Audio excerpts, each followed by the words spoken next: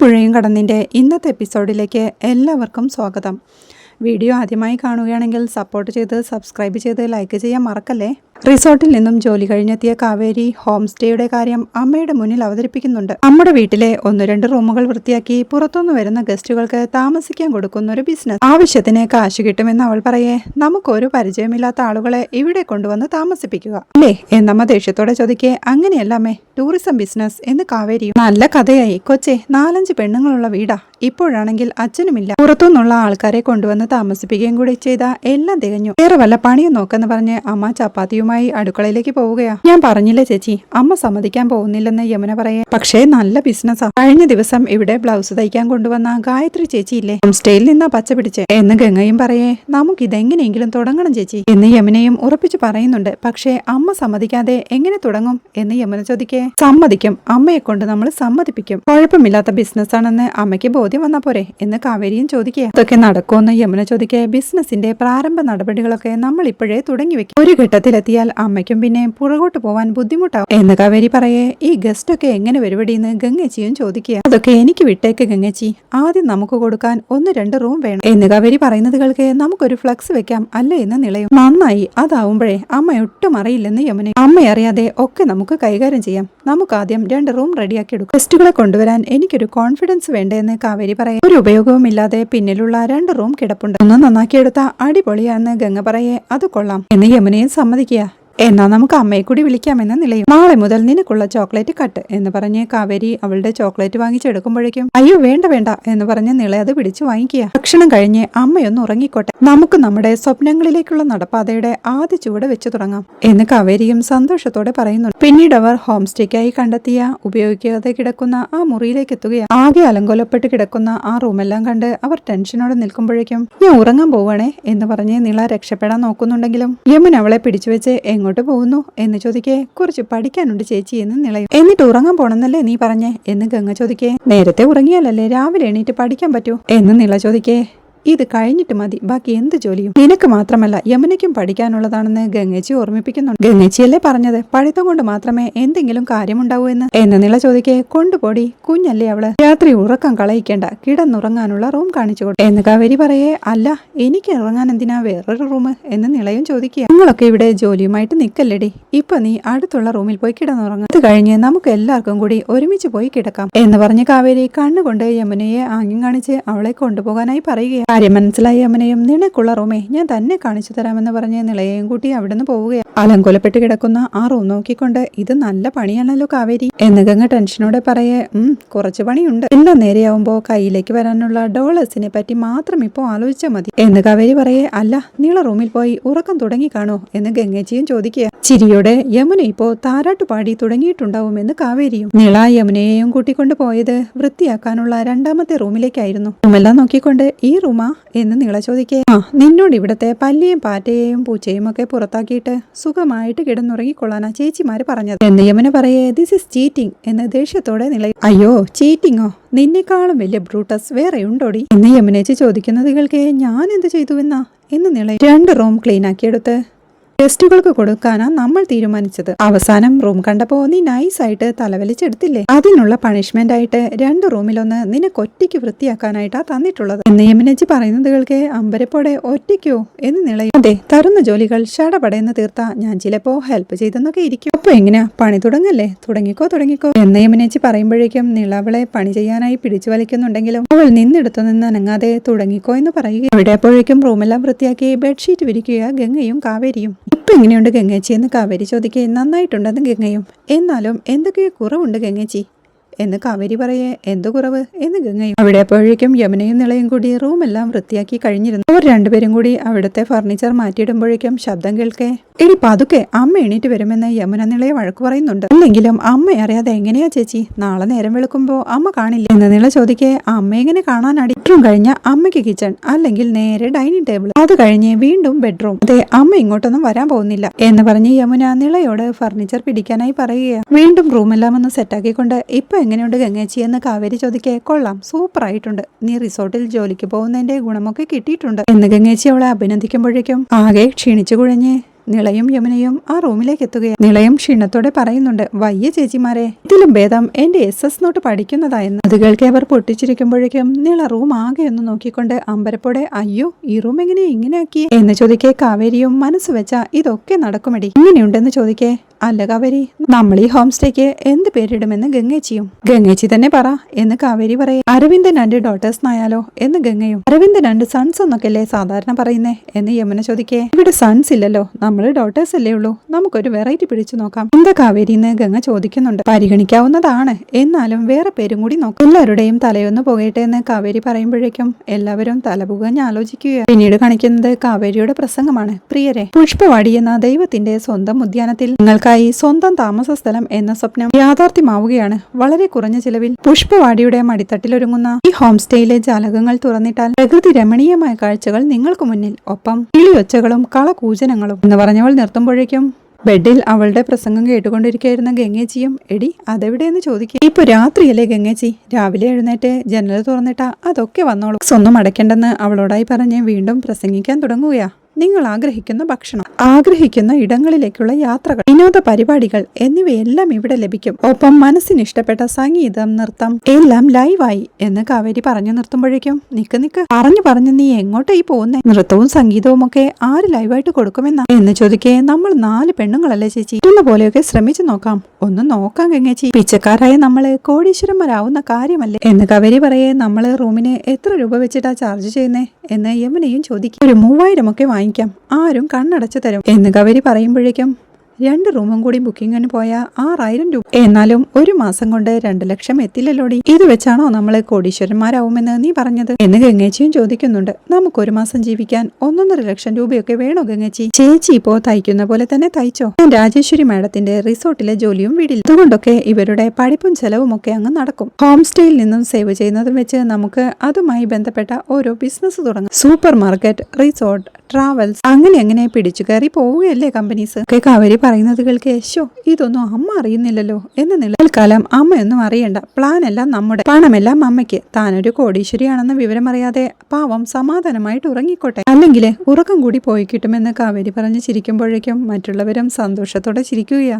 രാവിലെ എഴുന്നേറ്റ് ലിവിംഗ് റൂമിലിരുന്ന് കാപ്പി കുടിക്കുമ്പോഴേക്കും ഗംഗ അമ്മയോടായി ചോദിക്കുന്നുണ്ട്, രാവിലെ കാപ്പിക്ക് എന്താ അമ്മ ഉണ്ടാക്കുന്നതെന്ന്. അത് കേൾക്കേ യമുനയും, ചുമ്മാ ചിരിപ്പിക്കല്ലേ ഗംഗച്ചി, ഇന്നലെ രാത്രിയെ അമ്മ ഇഡ്ഡലിക്കോ ദോശയ്ക്കോ ഉള്ള മാവ് അരച്ച് വെച്ചിട്ടുണ്ടാവും, അത് വെച്ച് ഇനി ബിരിയാണി ഉണ്ടാക്കാൻ പറ്റുമോ എന്ന് ചോദിക്കേ.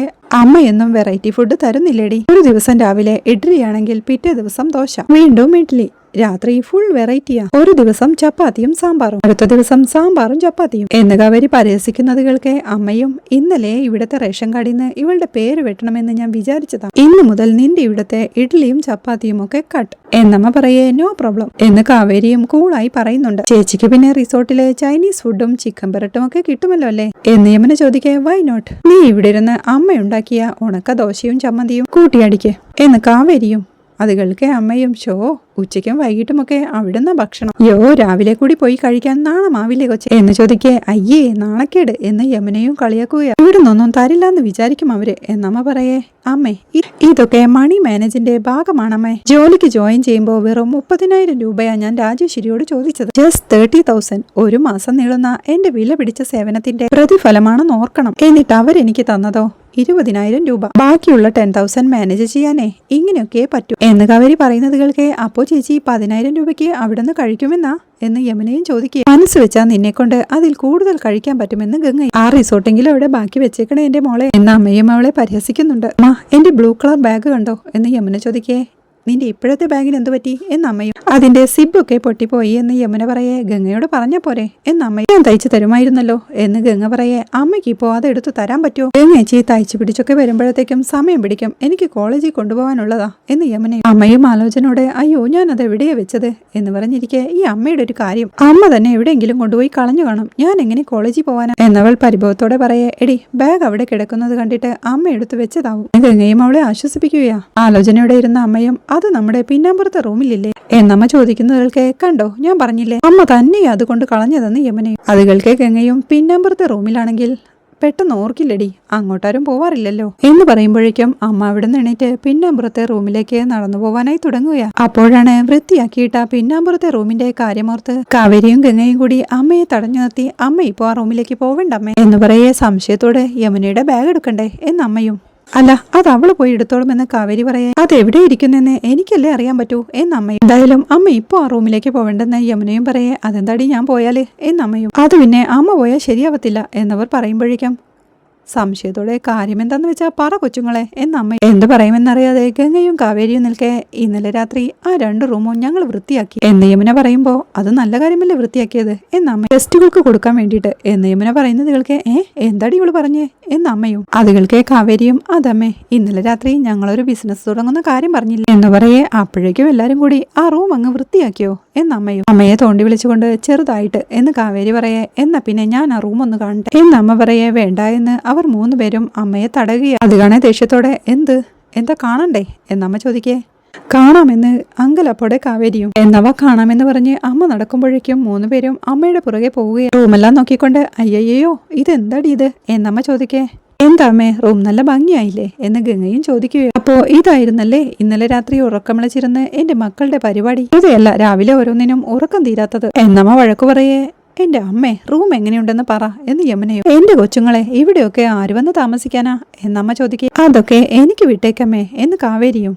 എടുപ്പിക്കരുത് നീ എന്നെ കൊണ്ട്, ഒറ്റ വീക്ക് തരും ഞാൻ. ജോലിക്ക് പോയാൽ മര്യാദയ്ക്ക് ജോലിക്ക് പോകണം. അത് കഴിഞ്ഞ് തിരിച്ച് നേരെ വീട്ടിലേക്ക് വരണം. അതെ അവര് കാശുണ്ടാക്കണ്ട് ഇവര് കാശുണ്ടാക്കണ്ട് എന്നും പറഞ്ഞ് എന്റെ തല തിന്നാൻ വരരുത് എന്ന് അമ്മയും അവളെ വഴക്കു പറയുകയാണ്. 2 റൂം റെഡിയാക്കി ഇട്ടു എന്നല്ലേ ഉള്ളൂ അമ്മേ, ഗസ്റ്റ് ഒക്കെ വരുമ്പോ വരട്ടെ എന്ന് ഗംഗയും അമ്മയെ സമാധാനിപ്പിക്കുമ്പോഴേക്കും വീട്ടിലിരിക്കായിരുന്ന നിളയും അമ്മയോട് ബാക്കില് എന്ന് പറഞ്ഞ് കണ്ണുകൊണ്ട് ആംഗ്യം കാണിക്കുകയാ. അമ്മ അങ്ങോട്ട് തിരിഞ്ഞു നോക്കുമ്പോഴേക്കും അവിടെ ടേബിളിൽ വിരിച്ചിട്ടിരിക്കുന്ന തന്റെ സാരി കണ്ട് എന്ത് കണ്ണിച്ചോരയില്ലാത്ത പരിപാടിയാടി നീ ചെയ്തേക്കുന്നു. നിങ്ങളുടെ അച്ഛൻ ആശിച്ചു മോഹിച്ച് എനിക്ക് 2000 രൂപയ്ക്ക് വാങ്ങി തന്ന സാരിയാ, അതെടുത്തിട്ടാണോ നീയൊക്കെ ഹോം സ്റ്റേ കളിക്കുന്നത് എന്ന് പറഞ്ഞത് വലിച്ചെടുക്കുമ്പോഴേക്കും അമ്മ അത് ഡെക്കറേഷന് വേണ്ടിയിട്ട് എന്ന് കാവേരിയും. ഡെക്കറേഷൻ മാറി നിക്കടി അങ്ങോട്ട്, അവളുടെ ഒരു ഡെക്കറേഷൻ എന്ന് പറഞ്ഞ് അമ്മ സാരിയുമായി ദേഷ്യത്തോടെ പുറത്തേക്ക് ഇറങ്ങി പോവുകയാ. അത് കാണേ നിള പൊട്ടിച്ചിരിക്കുമ്പോഴേക്കും ഡി എന്ന് വിളിച്ച് യമുനയും അവളുടെ പിറകെ അടിക്കാനായി ഓടുന്നുണ്ട്. കാവേരി ടെൻഷനോടെ അവിടെ നിൽക്കുമ്പോഴേക്കും ഗംഗ അവളുടെ അടുത്തേക്ക് ചെന്ന് എന്താടി ടെൻഷനായോ എന്ന് ചോദിക്കുക. ഇത്രയൊക്കെ ചെയ്തു വെച്ചിട്ടും അമ്മ അടുക്കുന്നില്ലല്ലോ ഗംഗച്ചി എന്ന് കാവേരിയും പറയുന്നു. അമ്മ അടുക്കുന്നില്ലെന്ന് നിന്നോട് ആരാ പറഞ്ഞേ? കുറേശ്ശെയായിട്ട്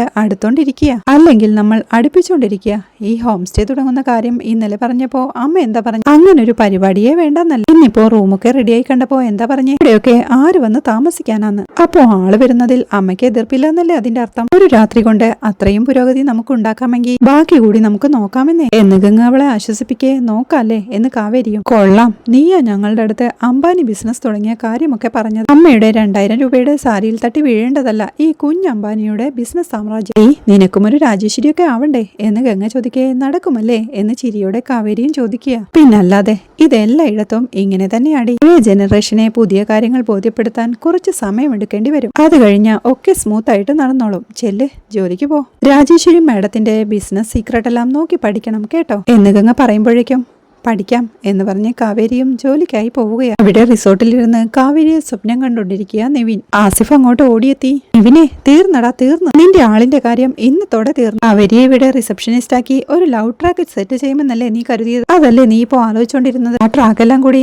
അറബിക്കടലിൽ പൊളിഞ്ഞു വീഴാൻ പോവാ എന്ന് ആസിഫ് പറയുന്നത് കേൾക്കും. നീ കാര്യം എന്താന്ന് വെച്ച് പറ ആസി എന്ന് നിവിനും. ആന്റി എവിടെ? കാവേരിയെ ക്രോസ് വിസ്താരം ചെയ്തുകൊണ്ടിരിക്കുക. ഇത്രയും നാളും ജോലി ചെയ്തതല്ലേ? റിസോർട്ട് നടത്തിപ്പ് സംബന്ധിച്ച് A to Z കാര്യങ്ങൾ ചോദിക്കുക. മറുപടി പറഞ്ഞില്ലെങ്കിലേ ടീം അതിനാ കൊച്ചിനിവിടെ ജോലി ചെയ്യാൻ ആര് സമ്മതിക്കും? ഹൃദയവും കയ്യിലെടുത്ത് പിന്നാലെ നടക്കുകയല്ലേ. അവളുടെ ജോലി തെറിക്കുമെടാ. ഒപ്പം ഒരു കള്ളനെ കൈയോടെ പൊക്കുകയും ചെയ്യേ.